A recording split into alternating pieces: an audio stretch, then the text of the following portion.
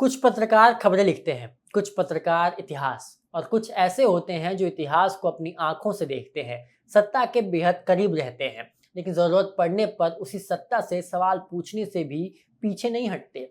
ऐसा ही एक नाम था, कुलदीप नैयर।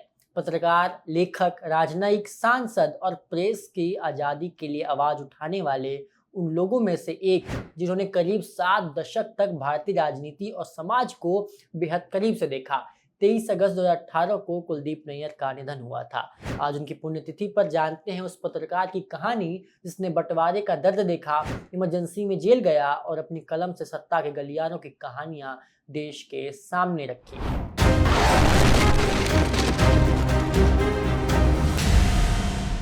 नमस्कार, मेरा नाम पुष्पेश राय है और आप देख रहे हैं बोले भारत का खास शो आज के इतिहास। कुलदीप नैयर का जन्म 14 अगस्त 1923 को सियालकोट में हुआ था, जो आज पाकिस्तान में है। उन्होंने लाहौर से पढ़ाई की और कानून की डिग्री लेने के बाद पत्रकारिता की तरफ कदम बढ़ाया।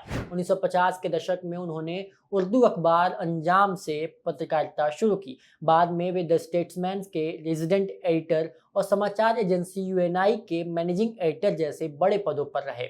करीब 25 साल तक वे द टाइम्स के संवाददाता भी रहे। लेकिन नैयर की पहचान सिर्फ किसी एक अखबार या एजेंसी से नहीं बनी। उनकी साप्ताहिक कॉलम बिटवीन द लाइन्स देश भर में बेहद लोकप्रिय हुआ। इस कॉलम के जरिए वो राजनीति, सत्ता और देश दुनिया के बड़े मुद्दों पर खुलकर अपनी राय रखते थे। उनकी पत्रकारिता का सबसे महत्वपूर्ण दौर आया 1975 की इमरजेंसी के समय। इंदिरा गांधी सरकार ने देश में इमरजेंसी लगाई तो प्रेस पर सेंसरशिप लगी। कुलदीप नैयर ने इसका विरोध किया और उन्हें गिरफ्तार कर जेल भेज दिया गया। बाद में उन्होंने इसी दौर पर the judgement inside story of the emergency in India in jail पर इमरजेंसी रिटोल्ड जैसी किताबें लिखी। लेकिन नैयर सिर्फ समकालीन राजनीति के लेखक नहीं थे, उन्होंने भारत पाकिस्तान संबंधों पर भी काफी लिखा है। उनकी किताब डिस्टेंट नेबर्स और बाद में वॉल एट वागा में दोनों देशों के रिश्तों, कश्मीर और विभाजन के बाद पैदा हुई दूरियों को समझने की कोशिश की गई।